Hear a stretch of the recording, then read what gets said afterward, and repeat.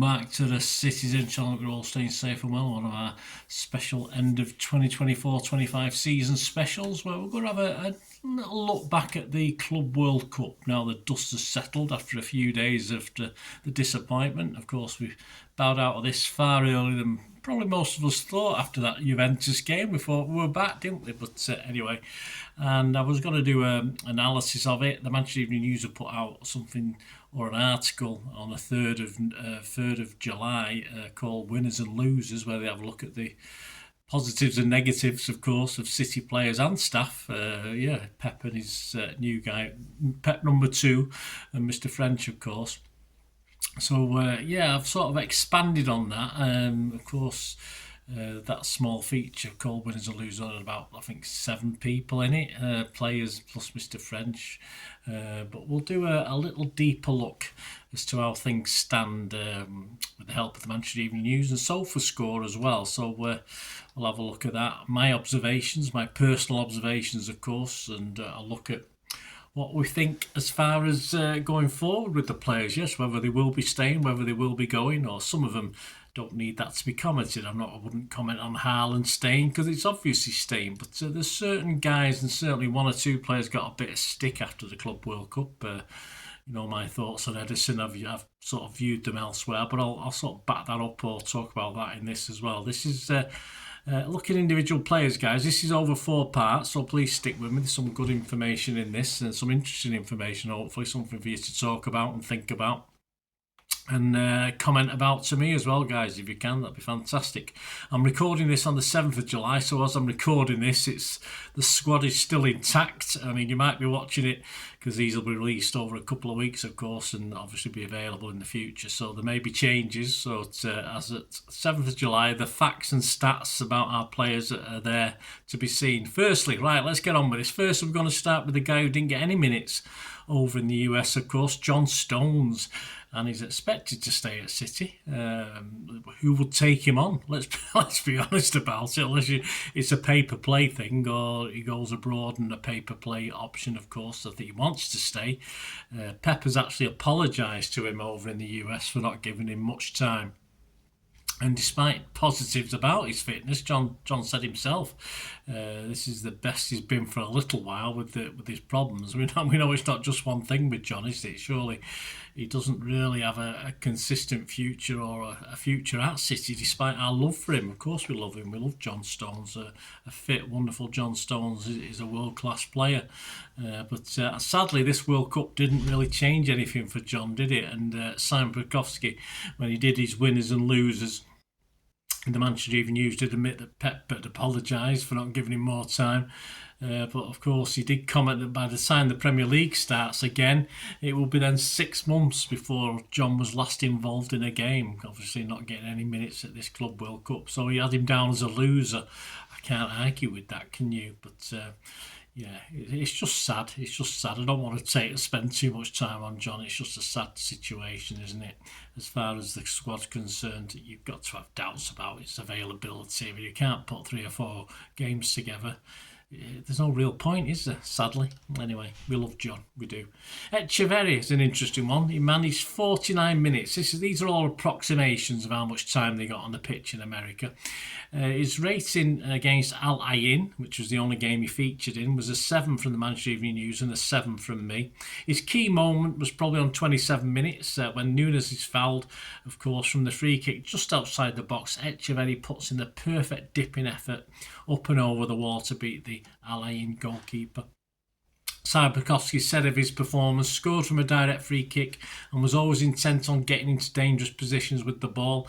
I said played a lot of that first half, I think, after the knock. Yeah, I think he scored the goal when he'd had a knock early doors. I think he should have enjoyed that, and I think he did. We enjoyed watching him, didn't we? Of course, great to have a guy who can take a free kick, isn't it, now, without Kevin around, etc. His Sofascore stats, goals 1, he made 17 touches. His pass accuracy was 91%, 10 from 11 he completed. He had 1 shot on target, 1 shot blocked.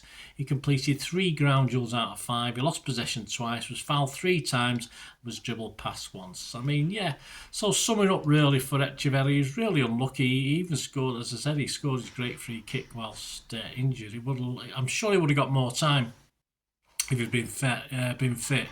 But the problem is with Echeverri, it's only his small frame, isn't it? Is he gonna be there?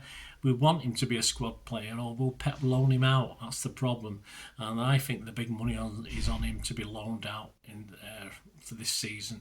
I think most of us would love him to stay and fight for a place. There's no doubt he needs to be developed. It's just a matter if Pep thinks he can do it here, take that risk on his potential talent. Say his bills will make it hard in the Premier League, but not impossible, of course. You don't have to be a big lad. We've proved it with certain other players. You know, if you're nippy and small, it doesn't matter, does it? Perhaps you could bulk up a little bit more.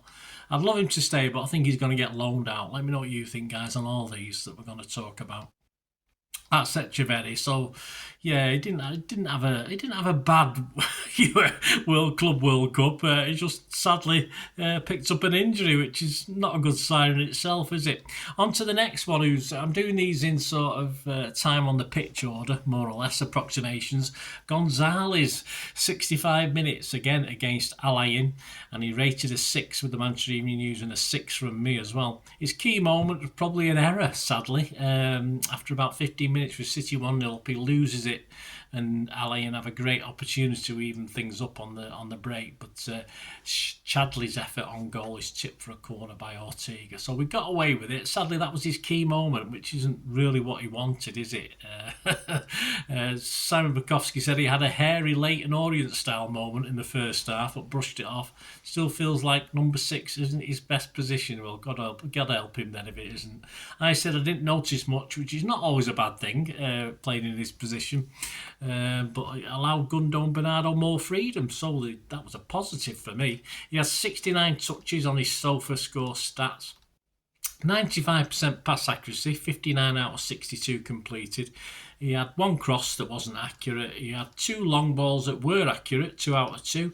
He won 3 out of 4 ground duels. He lost possession 6 times, was fouled twice. He had 1 interception and 1 total tackle.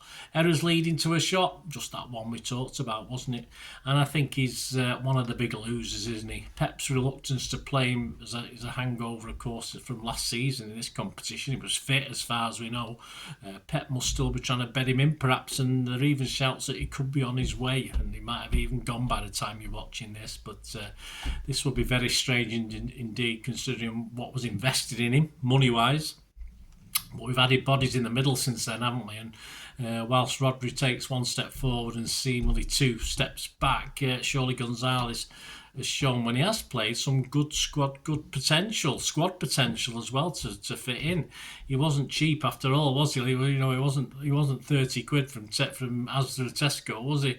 Be interesting to see how things progress over the next few weeks, but I think he'll be personally disappointed with his game time in the Club World Cup. And that error, I think, wouldn't have done him any good, would it? That'll still weigh a bit on him as well, because the only chance he gets and is remembered for an error he made, which is sad. It will sort of weigh. I mean, he didn't concede from it, but it's there in the back of his mind, of course, and he could have done with getting a little bit of extra game time to impress. And I think Pep would have wanted to look at others, but you think he would have given him a bit more than he did. Is there a future for Nico? Surely yes, but there is a big question mark after that, yes. Sam Bukowski also rated his Club World Cup as a loser for Nico Gonzalez. He noted that Gundo and Reinders were Pep's go-tos in this tournament. So, yeah, Sam Bukowski's not very hopeful. But I still remain hopeful that Gonzalez won't be on his way and he can prove a useful asset. On to the next one, which is Kusanov, another one that's Pep sort of fell out with a little bit by the looks of it. There are reasons for this. I don't believe most of them that have been told. He managed just 65 minutes in this Club World Cup, and that was against Al Ain again, with a 6 rating from the Manchester Evening News and a 6 rating for me for his game. His key moment on 58 minutes, he got a yellow for a rash challenge. So there you go, a bit like Gonzalez, not the greatest claim to fame. Of course, we'll look at his Sofascore stats. He was more involved in that, but that was already the real key thing. Simon Bukowski said of his performance that he didn't really stand out, which can be a good thing for central defenders, but probably doesn't move the needle for him. I think he's quite right. I said he was steady, although though Pep took no chances taking him off after that booking. He has no faith that he can keep a cool head by the looks of it. Let's have a look at his Sofascore stats. He made 1 clearance, 1 interception. He was dribbled past once. He won 2 out of 6 ground duels. He won both his aerial duels. He lost possession 6 times, committed 3 fouls, was fouled twice. He had 80 touches. Pass accuracy 93%, 63 out of 68 completed. He made 1 key pass. He made 4 accurate long balls out of 5, 1 shot off target. So yeah, not a disaster by any means. Another, if your only fault is you got booked, or it's not a big problem, is it? But obviously Pep saw it as that because he dragged him off. I think it was Guardiola as well. He dragged off at the same time because he was on a booking as well. But another seemingly odd relationship with Pep at the moment for Kusanov. Perhaps Pep's worried by his physicality, which needs to be channeled a little bit better. That's for sure. I think he was again booked in this one game we played, as we said. But when City need pace at the back and physicality, which we needed in a game or two, he's found himself overlooked, which is a big worry. It's early days, of course. Next season will be key to his development. I don't see any reason why he will be moving anywhere, although, as I say, with no explanation as to why Pep suddenly dropped him, apart from not paying bonuses or something about his hair or something like that. But I will be shocked if he doesn't become part of the matchday squad on a regular basis. If not, there's definitely something going on if this carries on into next season. Right, the next guy we're going to have a look at, a guy who probably hoped to see a few more minutes as well, Oscar Bobb. He completed just 70 minutes against Wydad. He completed 70 minutes in total. It was split over Wydad on the 36 minutes against them. He rated a 6 from me and a 6 from the Manchester Evening News. Simon Bukowski said, tried to make something happen in the final third. I just said, okay touches, no real key moments for Bob in that game. Against Al Ain, he managed 34 minutes. He got a 7 from the Manchester Evening News for that one, a 6.5 from me. His key moment on 84 minutes, Bob comes up on the blind side of the Al Ain defence and Rodri finds him with the through ball and the defender gave the keeper the eye, looked far and finished at the near post. So a great goal for Bob. Simon Bukowski said, a good goal well taken. I said, was having a forgettable time until the goal. So there you go. Sofascore, 1 goal, 45 touches, pass accuracy 91%. This is over the 2 games, 29 out of 32. 1 key pass, 1 cross that wasn't accurate. He had 1 shot on target. He managed 1 dribble attempt successful out of 6. He only won 2 out of 9 ground duels. He lost possession 11 times. Was dribbled past once, was fouled once. Yeah, I mean, for Bob, a goal was welcome, but his reintroduction is slowly, isn't it, back to first team action. I don't believe he's anywhere near yet. And aside from the goal, I think he did a few things Pep didn't like. I've seen people like McAtee do these things where they lose the ball in key moments, and Bob did the same. Perhaps he'll be nurtured more at the start of next season again, and if fit enough, he may, of course, maybe another loan option for City to loan him out. Lots of pressure on City to get Bob right, of course. He was expected to break out last season until the injury occurred. We'll have to see how the next few months go. A big question mark at the moment, I think, over Oscar Bobb, which is a shame. We expected so much for him, didn't we, last season? For Simon Bukowski, he classed him as a loser in his winners and losers, commenting that he looks to have plenty of competition in front of him. He does, and if he's going to play games and not stand out, as I said, he scored a goal, but really he wasn't great in those games he played. So yeah, I think Simon's right on that one. Let's go on to another one who's an interesting one. He's been with us a bit longer and played a lot more games. Rico Lewis, of course, he managed a total of 91 minutes in the Club World Cup. And it was cut short, of course. I'd be interested to see how many more minutes he would have got. I'm not sure he would have got another start. I think he might have seen substitute appearances. The sending off a bit unnecessary, a bit harsh, although I could see why it was given. And of course, in the eventual 3-game ban was way over the top. But he played just that 1 game against Wydad. Manchester Evening News scored him a 6. I rated him a 5.5. His key moment, on 74 minutes, not particularly the sending off. On 74 minutes, a positive forward run from Rico Lewis, who does well to find space in and around the box and lays it off to Erling, who on the half turn, his shot is well hit, but he's always rising. So a good setup for Haaland's key moment, of course, plus the sending off, which we don't want to dwell on that one. Sam Bukowski said of his game that he grew into the game, relished getting forward, proving effective near the wide-ad box in small spaces, and his red card was ridiculous. I said, well, I can see why the red card was given, but surely that wouldn't be given under circumstances over in this country, perhaps. Though he was coming out a few times, I thought, let's have a look at his stats. He made two. This is the game against Wydad. He made 2 clearances, 1 block shot, 1 tackle. He was dribble passed twice. He only won 2 out of 8 ground duels. He lost possession 5 times, was committed 2 fouls, was fouled once, had 81 touches with a pass accuracy of 97%, 63 out of 65 complete. He made 1 key pass and 1 accurate long ball, and he had 1 dribble attempt that failed miserably. Yeah, I mean, I think game time for Rico may be low next season. He's in danger of perhaps being elsewhere, I think, once the squad trimming, because Pep wants a smaller squad. Once the trimming of that squad starts, I think Rico's in a bit of danger. Shame, as he's one of our own, of course. He is a capable squad member anyway, so hopefully there is room for him, but it certainly won't surprise me if we say goodbye to Rico, temporarily perhaps, but it's because he's after he perhaps didn't get the game time last season he was hoping for, and now we've got even more players to fight for those positions. And of course, if we do get a dedicated right back, that could be that could even push him out more. Right, on to Ortega, 99 minutes against Al Ain, of course, with the injury time, etc. He scored a 7 with the Manchester Evening News and a 6.5 from me, so only the 1 game, but he played really well. On 15 minutes, his key moment, Gonzalez lost it, and Al Ain have a great opportunity to even things up on the break, but Chadley's effort on goal is tipped for a corner by Ortega, so it's a fairly good save. Simon Bukowski said he made a good save in the first half from an early Al Ain break and was alert to all dangerous. That's Simon Bukowski. I said really troubled out well when needed to play sweeper. Yeah, so he made 1 save, his Sofascore stats. 3 run-outs, all 3 were successful. He made 1 save inside the box, 37 touches, 90% pass accuracy, 27 out of 30. His 4 long balls, only 1 was accurate. He made 1 clearance. He won 1 ground duel. Now, the fact Stefan didn't start that quarter-final game, which I predicted he would, says more about his future perhaps than Ederson's, who we'll talk about later, or certainly in a later part. He was decent in this one. This is Stefan again, his one and only start. It remains to be seen if anyone will take a plunge on him. I don't think I've ever believed, and I don't believe he's going to be a number 1 at a high-performing club or a high-profile club. But he can do a decent job at a slightly lesser level. As you know, he does a decent job at number 2 for us. I'll be totally shocked if he's still at City come September. Simple as that. But the witch hunt by so-called fans against Ederson continues.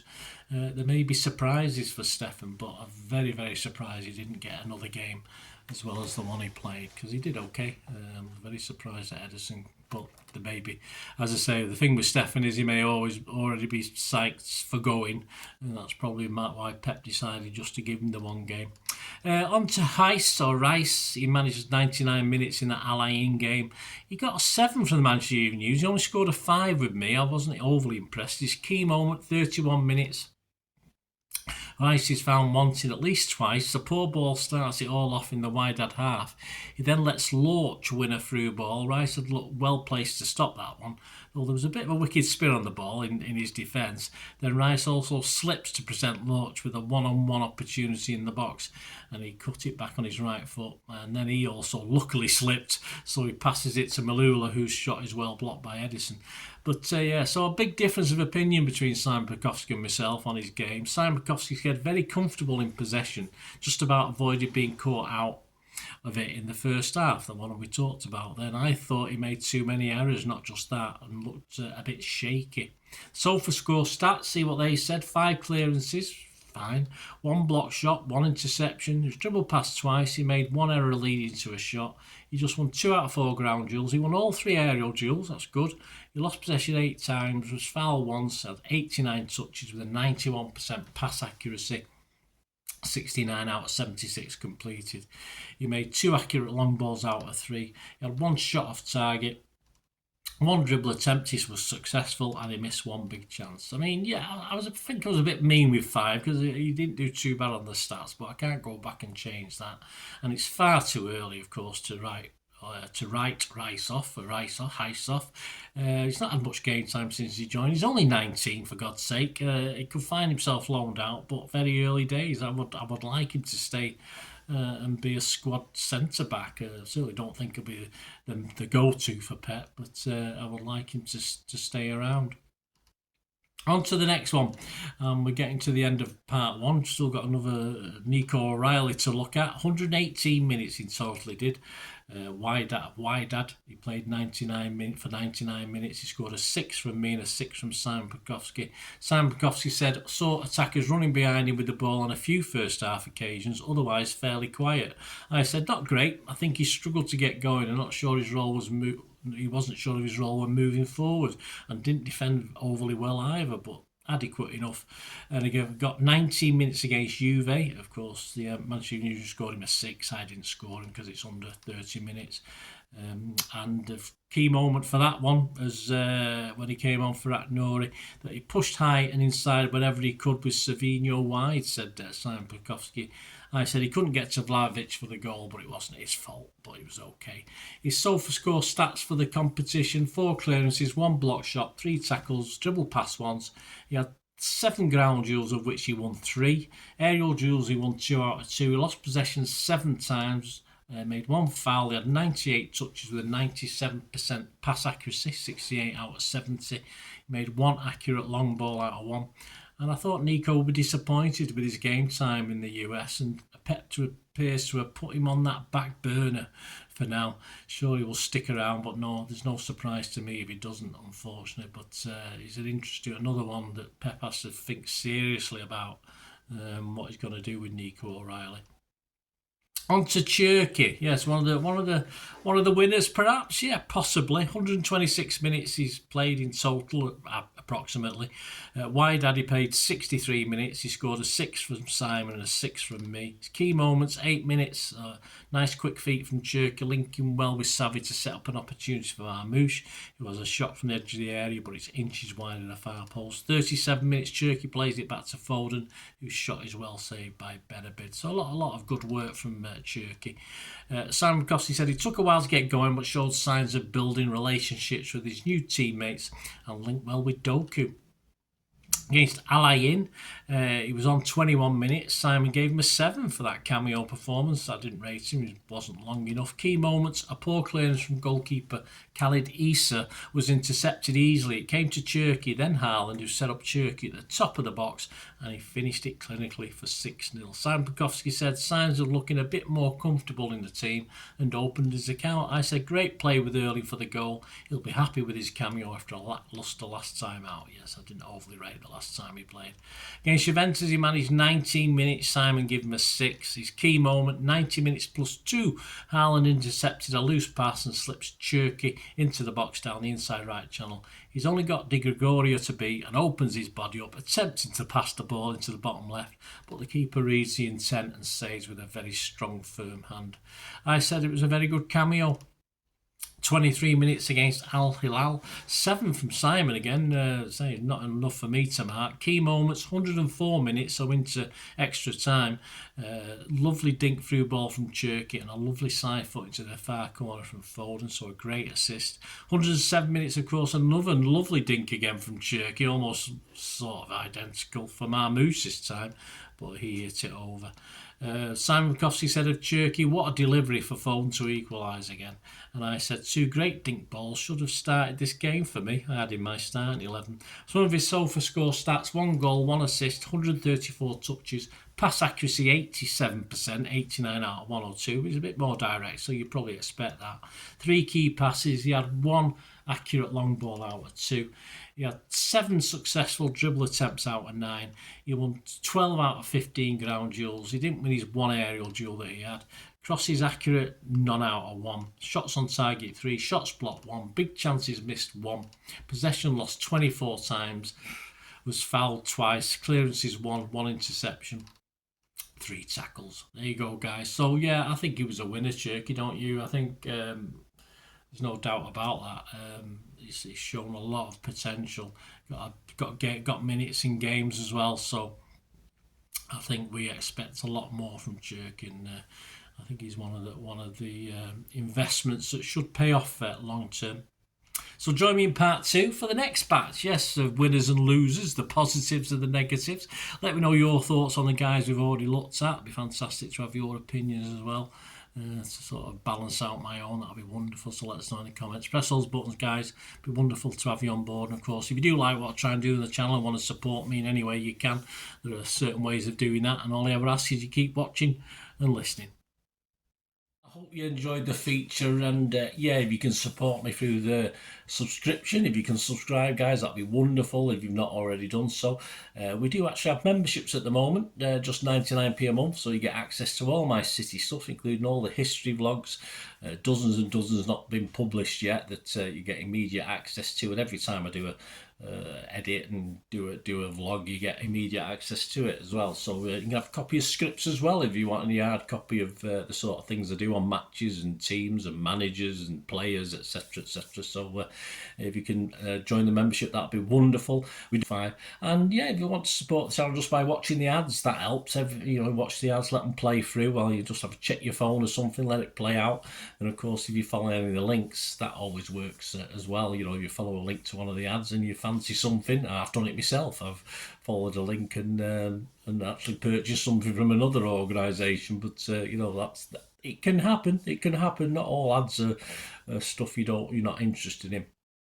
And of course, if you can give us a like, guys, that would be absolutely fantastic. All likes are much appreciated. Anyway, thanks for watching. Until the next time, of course, I only ever ask one thing, don't I? Please, I ask you all to stay safe, especially you Blues. Until the next time, come on, City. Bye for now.